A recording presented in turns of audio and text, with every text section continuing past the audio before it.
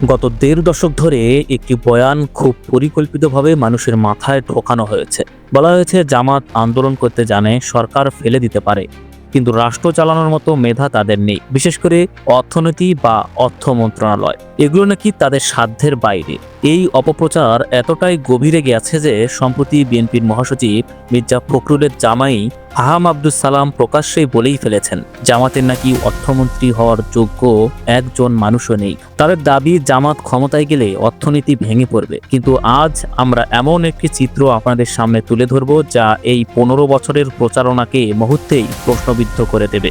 আজকের পর্বে আমরা সামনে আনছি জামাত ইসলামীর ইকোনমিক শ্যাডো ক্যাবিনেট, যেখানে আবেগ নয়, আছে অভিজ্ঞতা, স্লোগান নয়, আছে বাস্তব পরিকল্পনা। ছবির ডান পাশে তাকান, যাকে দেখছেন তিনি ডক্টর নাসির উদ্দিন আহমেদ, সাবেক চেয়ারম্যান, জাতীয় রাজস্ব বোর্ড এনবিআর। এনবিআর মানে দেশের অর্থনীতির নার্ভ সেন্টার।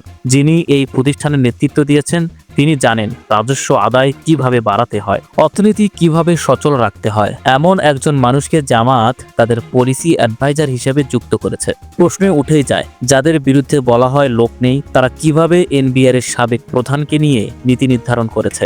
এখানেই শেষ নয়, শিল্প খাতের জন্য জামাত সামনে এনেছে সারা খানকে, শিল্প মন্ত্রণালয়ের সাবেক অতিরিক্ত সচিব, একজন অ্যাডিশনাল সেক্রেটারি। জানেন ফাইল কিভাবে চলে, জট কোথায় কোথায় সমাধান। এতে স্পষ্ট জামাত কেবল রাজনীতিবিদদের নিয়ে সরকার করতে চায় না, তারা চায় টেকনোক্র্যাট ও আমলাদের সমন্বয়ে একটি কার্যকর রাষ্ট্র ব্যবস্থা।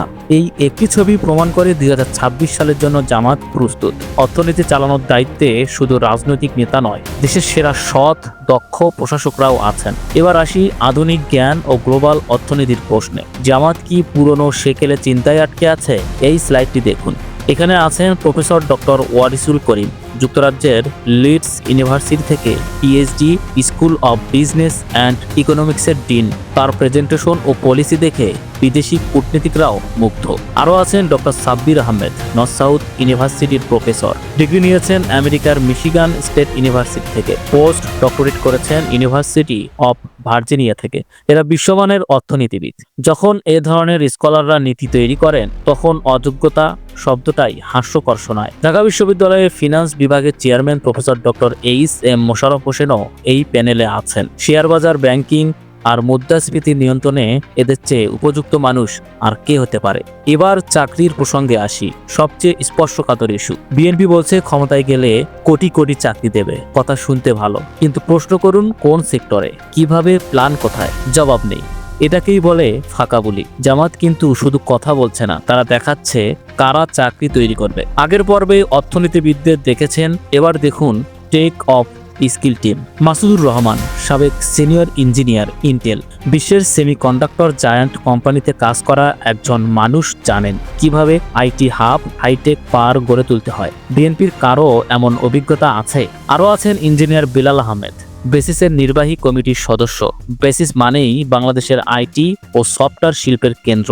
ফ্রিল্যান্সিং, আউটসোর্সিং এই খাতের নীতি নির্ধারণে যারা আছেন তাদের জামাত যুক্ত করেছে। বার্তা পরিষ্কার, যুবকরা শুধু চাকরি খুঁজবে না, গ্লোবাল মার্কেটেও কাজ করবে। সমস্যা চাকরির অভাব নয়, সমস্যা স্কিল গ্যাপ। এই জায়গায় জামাত এনেছে মোহাম্মদ আবদুল্লাহ আল মাহমুদকে, থ্রাইভিং স্কিল এর সিও। দক্ষ জনশক্তি তৈরির পেশাদার একজন মানুষ যখন নীতি বানান, তখন শিক্ষা ব্যবস্থা কর্মমুখী হওয়াটাই স্বাভাবিক। ডক্টর আশিকুর রহমান, এশিয়ার রিজিওনাল ম্যানেজার, গ্লোবাল কানেক্টিভিটির প্রতীক। জামাত জানে আন্তর্জাতিক সংযোগ ছাড়া কর্মসংস্থান হবে না। এখন পুরো ছবিটা মিলিয়ে দেখুন।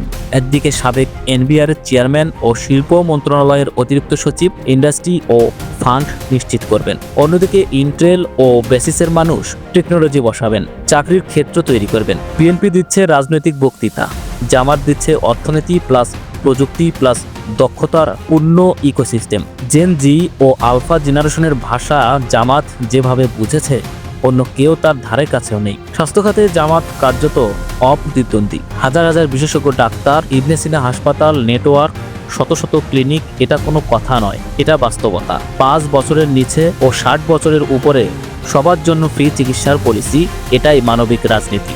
জামাতের শক্তি দুইটি, যোগ্যতা ও সততা। ইতিহাস সাক্ষী, তাদের মন্ত্রীদের বিরুদ্ধে দুর্নীতির প্রমাণ কেউ দিতে পারেনি। চোর, চাঁদাবাজ বা লুটেরা এই তকমা কেউ লাগাতে পারেনি। আজকের এই সেমিনার শুধু সেমিনার নয়, এটা আগামীর বাংলাদেশের ব্লুপ্রিন্ট। অ্যাসপিয়ারিং বাংলাদেশ নামের এই ভীষণ প্রমাণ করে জামাত সরকার গঠনের আগেই সরকার চালানোর প্রস্তুতি নিয়েই রেখেছে। 15 বছর অপপ্রচার শুনেছেন, এবার নিজের চোখে দেখুন, যাচাই করুন। যাদের হাতে এমন মেধা ও অভিজ্ঞতা ও সততা আছে, তারা কি দেশ চালাতে পারবে না? অবশ্যই পারবে, বরং অন্যদের চেয়ে ভালো পারবে। আপনার মতামত কি তা কমেন্টে জানান। আর এই চ্যানেলে নতুন হলে অবশ্যই সাবস্ক্রাইব করে বেল আইকনটি অন করে রাখুন। ধন্যবাদ।